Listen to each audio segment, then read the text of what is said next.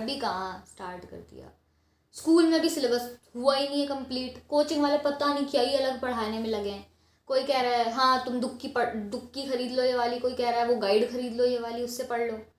कोई कह रहा है भाई वीडियो लेक्चर देख, वीडियो लेक्चर से हो जाएगा। वीडियो से कैसे चैप्टर होगा यार। और भाई मैं प्रोजेक्ट फाइल करूँ, प्रैक्टिकल फाइल लिखूँ, इनको डेली देने जाऊँ या पढ़ाई करना चालू करूँ, कुछ समझ ही नहीं आ रहा। चालू कहाँ से करना है, क्या करना, कैसे प्लानिंग, पूरा सब खिचड़ी। कौन सा वीडियो भेज, अभी भेज रही है, भेज। हाँ मिल गया। सही वीडियो है क्या? ठीक है फिर देख के बात करती हूँ फिर। हाँ चल, टाइम वेस्ट मत कर, bye.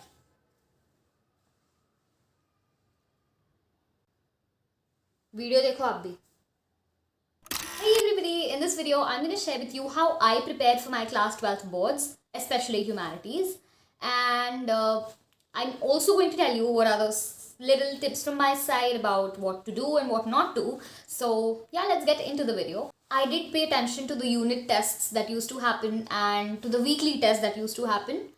Also I used to pay attention, like proper attention in the classes, because I felt कि आधा काम वहीं खत्म हो जाता है.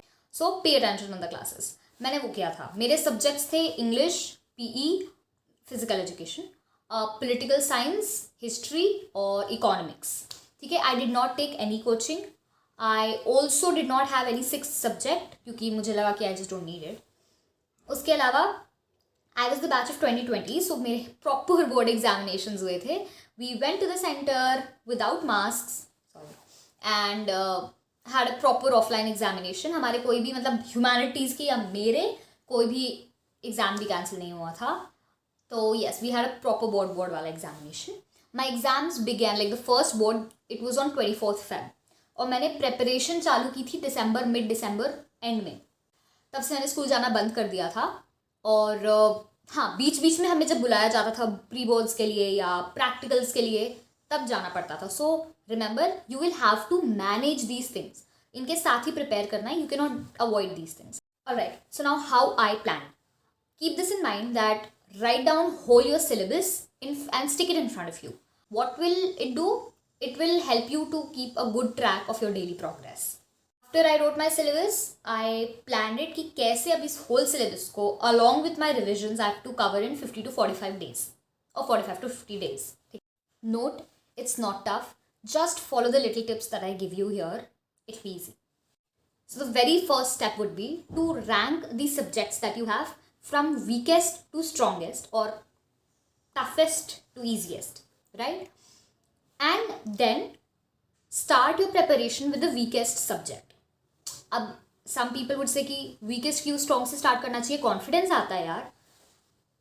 ऐसे weakest से इसलिए start करो पहले, क्योंकि कुछ सब्जेक्ट को ना पढ़ने में हमें बहुत आलस आता है, हमें बहुत डर लगता है कि यार ये तो मुझसे होगा ही नहीं, तो we just try to avoid it. और उससे अगर हम स्टार्ट करेंगे, so it will be like, देखो एट लास्ट सब्जेक्ट्स तो पढ़ने ही है, तो अगर उससे स्टार्ट करोगे, so it will be like आपको जो डर वाला एरिया है, जो गंदा लगता है जो एरिया, उसको कवर करना स्टार्ट कर दोगे. So it's gonna be very helpful to you. Make sure आप वीकेस्ट से स्टार्ट करो. आपको वो लास्ट में जो पैनिक होगा ना कि लास्ट के लिए छोड़ देते हो, और लास्ट में फिर प्रो मुझसे नहीं होगा, नहीं होगा, नहीं होगा, मुझसे नहीं हो पाएगा, ये तो इतना सारा बचा हुआ है, इतना डिफिकल्ट है, मेरे तो कभी सब्जेक्ट में नंबर ही नहीं आया, ऑल ऑफ दैट, वो नहीं होगा. Start with the weakest section. कुछ तो होगा, एक बार में कुछ तो हो जाएगा ना. So just start. The second step is to decide कि how many subjects are you going to study per day. It could be according to your comfort, ठीक है, योर पेस ऑफ लर्निंग. तो आप 1 सब्जेक्ट पर डे भी ले सकते हो या 2 सब्जेक्ट्स पर डे. इससे ज़्यादा मत लेना. सी, मैं होमवर्क की बात नहीं कर रही हूँ, मैं प्रॉपर स्टडीज़, मतलब अपने एग्जाम की प्रिपरेशन वाले स्टडीज़ की बात कर रही हूँ. सो 1 सब्जेक्ट पर डे या 2 सब्जेक्ट पर डे. 2 से ज़्यादा मत लेना पर डे में, बिकॉज बहुत हौच पौच हो जाएगा और प्रॉपर डिटेल स्टडी नहीं हो पाएगी. ठीक है. सो 1 सब्जेक्ट पर डे में कुछ लोगों को हो सकता है बहुत मोनोटोनस लगे कि यार यही पढ़ रहे हैं. कुछ लोगों को हो सकता है मैं फोकस से एक ही सब्जेक्ट पे ध्यान दे पाऊंगा. सेकेंड, 2 सब्जेक्ट पर डे में कुछ लोगों को होता है कि हाँ यार मुझसे ना ज़्यादा देर एक चीज़ पे नहीं पढ़ा जाता, तो maybe I get that variety. And कुछ लोगों को लगेगा यार ये बहुत हौच पौच हो गया, ये पढ़ो या वो पढ़ो, तो वो सब ठीक है. So decide according to you.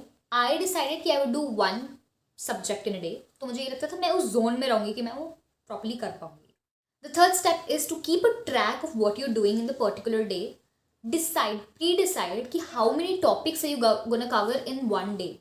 तो फॉर एग्जाम्पल इफ आई से कि आज मुझे 2 चैप्टर कंप्लीट करने economics. Economics was the toughest subject for me. मुझे क्लास में भी कभी समझ नहीं आया और मुझे दोस्तों से भी कभी कभार समझ नहीं आता था. मैं कोचिंग नहीं गई थी. मैंने सोचा कि भाई मैं प्रिपरेशन अपने आप ही करूँगी, मैं कोचिंग नहीं जा रही.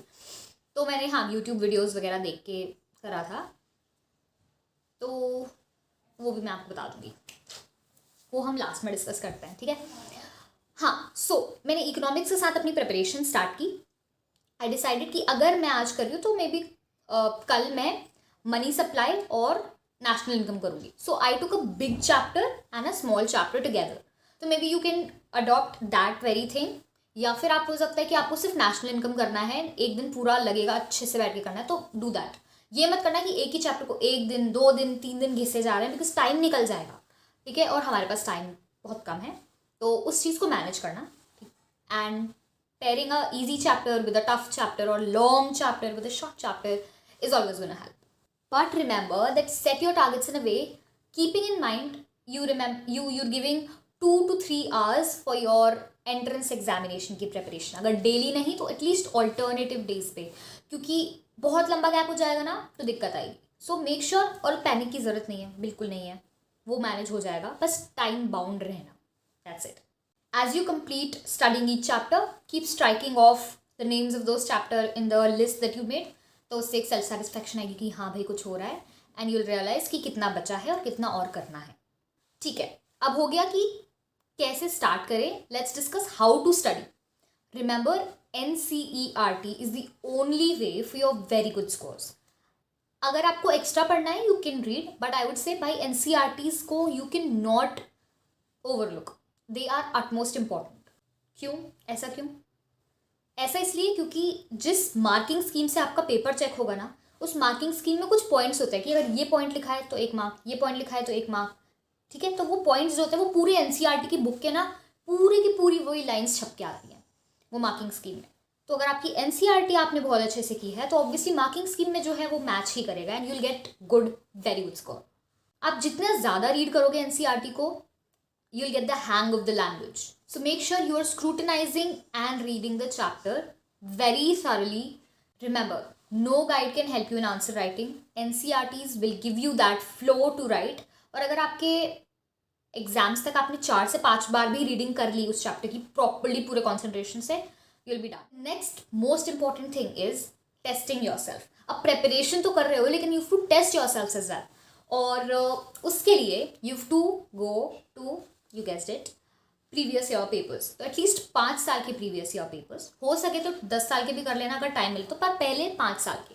सो गो, मतलब ऐसे हैं प्रीवियस ईयर पेपर्स तो इतने इंपॉर्टेंट है कि घोट के पी जाओ टाइम्स, इतने इंपॉर्टेंट है. आपका 50% से ऊपर पेपर, और कभी कभार तो पूरा का पूरा पेपर उन्हीं प्रीवियस ईयर पेपर्स से आता है. एक्चुअली मोस्टली पूरा प्रीवियस ईयर पेपर्स से उठ के आता है बोर्ड का पेपर. तो मेक श्योर आप इसने, अगर आपने ये कर दिया ना मिस, तो मतलब हद हो जाएगी. Bonus tip, if you have time, वो 10 साल के पेपर निकालो पहले. अभी दिए नहीं है आपने पेपर ऑब्वियसली, अभी आपने पढ़ना भी चालू नहीं किया है, तो पहले ही निकालो वो पेपर्स. या 5 साल के निकाले तो अभी 5 साल के निकाल लो, और देखो कि कौन से चैप्टर में से कौन सा टॉपिक आ रहा है. उन टॉपिक्स को टिक कर लो, और जितनी बार टिक लगाओगे मतलब उतनी बार वो क्वेश्चन रिपीट हुआ है.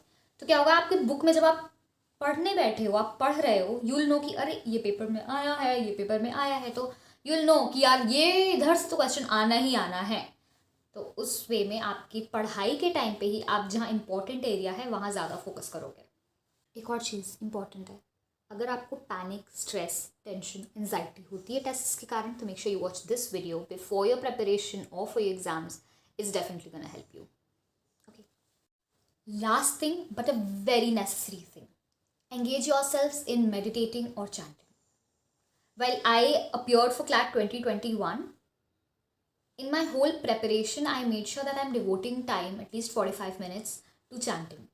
It changed my level of focus, efficiency, willpower, और anxiety वगैरह, वो बकवास चीज़ तो दूर की बात है. If you want a little help, you can check out this video that I made. It might help you. Let's also quickly discuss some sources. NCERT, previous year papers. अगर अच्छा ट्रस्टेड क्वेश्चन बैंक मिलता है तो question bank, क्योंकि कभी कभार ना कुछ ऐसे क्वेश्चन आते हैं क्वेश्चन बैंक में कि वो तो कहीं स्कोप में ही नहीं होते और वो क्वेश्चन आ जाते हैं, तो उनको देख के डरना मत कि ये क्वेश्चन तो मुझे नहीं आता। ठीक है, so NCERT, previous year papers, question bank and video lectures. Video lectures तब देखना जब आपकी एटलीस्ट अच्छे से फर्स्ट रीडिंग हो गई हो, मतलब अब, पहले नहीं कि जब चैप्टर पढ़ा था तब नहीं, अब जब प्रिपरेशन स्टार्ट किए तब। ठीक है, सो यू रिमेंबर दिस। अगर आप दिन में वीडियो लेक्चर्स देख रहे हो तो 3 घंटे से ज़्यादा वीडियो लेक्चर्स पे बिल्कुल भी ज़रूरत नहीं है कि आप स्पेंड करो। अगर अभी तक क्लास में ध्यान नहीं दिया है तो अब दो, क्योंकि आधे से ज़्यादा काम उसमें हो जाता है अगर आप क्लास में ध्यान देते हो। आपको पता होता है कि हाँ यहाँ से ये पढ़ा है, यहाँ से ये पढ़ा है मैम ने, कुछ तो याद रहेगा। अभी तक नहीं दिया तो अब दे दो, क्योंकि अब तो हेल्प ही होगी ना। सो उसका छोड़ो, अब दो ध्यान at least. Alright, so just keep preparing, stay focused, अपने आप पे विश्वास रखो, you can definitely do it. और कोई बड़ी बात नहीं है, ठीक है, it's just manageable, it's all the game of time management. बस उतना अगर सेल्फ मैनेजमेंट आपने कर लिया तो इट्स अ डन डील। बस सीरियसली जब भी पढ़ो ना, बस सीरियसली पढ़ो, अपने फ़ोन को बाहर फेंक दो। अगर लैपटॉप में भी यूट्यूब चल जाता है और कोई और वीडियोस निकल जाते हैं तो उसको भी बाहर फेंक दो। प्रॉपर अपनी उस जितनी पढ़ाई की चीज़ें उनके साथ पढ़ाई करो। एक छोटा सा मैसेज कि देखो, आपके घर वाले, आपके फ्रेंड्स, ये सब आपको कहीं ना कहीं टॉन्ट कर सकते हैं आपके मार्क्स को लेके और आपकी पढ़ाई के लेवल को देखिए, कि पेरेंट्स हमेशा ही कहते हैं कि पढ़ाई लिखाई करनी नहीं है, तुम फालतू काम करवा लो, तो वो सब करते रहेंगे। आपको अपने एग्जाम्स को इम्पोर्टेंस देनी है। कोई और आपको स्पेशल फील नहीं करा कि बेटा तेरे तो एग्जाम्स है, वो अलग बात है कि हमें होता रहता है, पर so celebrate yourself this season.